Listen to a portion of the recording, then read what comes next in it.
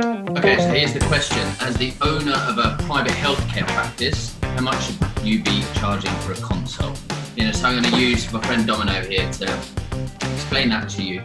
Because as everybody knows, private healthcare practice owners make tons of money. Everything that comes in, if I pay £40 for a consult, everything they just get to keep. They go on loads of holidays, right? So the reality is different. So here's the analogy, right? How much should you charge for a consult? Now, let's say, for example, we're going to charge £40, let's say. So if I'm going to charge 40 for a consult, now how much of that do I actually get to keep? Now, if I've got an associate model, I've got to give somebody half this pizza straight away. I've got to give them the £20, right? Now, in an employee model, we want to make sure that no more than 40% after we've paid national insurance and pension contributions, we want to make sure that no more than 40% of this pizza goes to someone else. So we've got to give, of whatever comes in the consult, we've got to give 40% away, but no more than 40% after we've paid pension, national insurance, and that. So that leaves us with 60%, which we just get to keep, right? Incorrect. So of the 40, we're going to put £20. We're going to put 40% to clinical salaries, but then we've got to put 10% to support salaries, right? So support salary is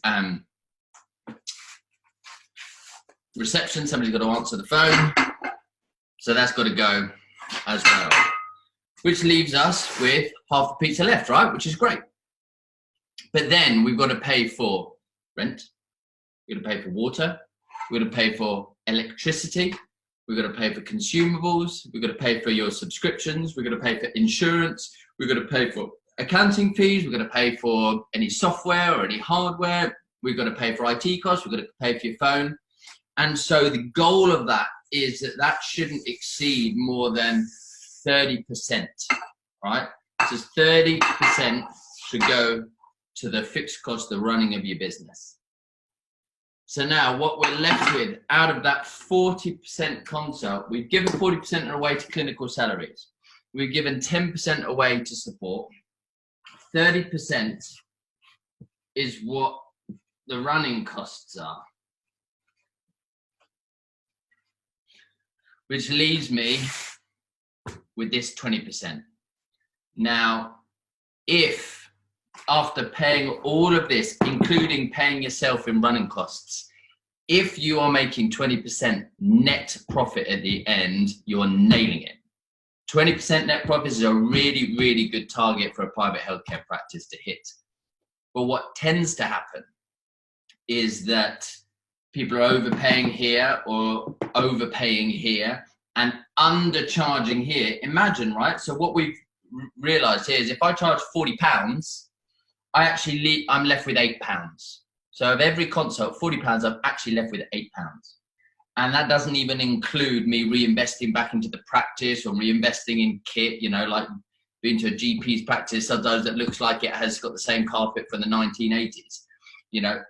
I've not even included that in any of there, reinvesting back into the business. So out of £40, we're lucky if we keep 8, if our margins are good. So I'm lucky if I keep 8.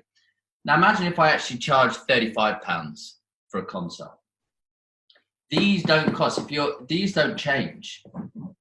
And if this one is, if you're actually paying somebody as an associate, or again, like you're giving 50% away.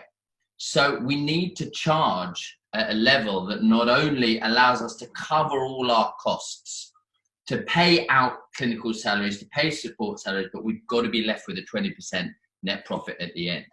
So the goal is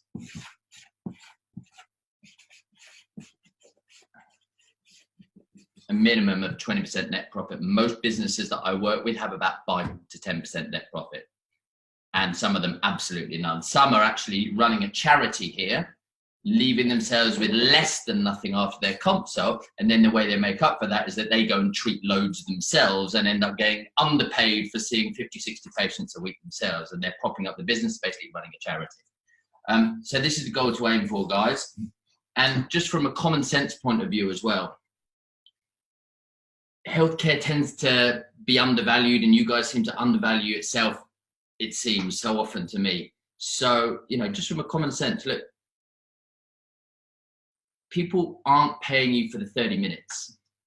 If it took you 3 years to qualify, lots of money, lots of debt perhaps to qualify, and you've been doing something for 10 years, that's 13 years. They owe you for the 13 years, not for the 30 minutes.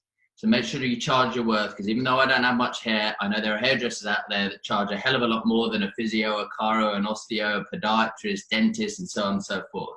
So charge your worth. Don't feel guilty about it, because the goal is that you've got to end up with a minimum of 20% net profit after you've paid everything else.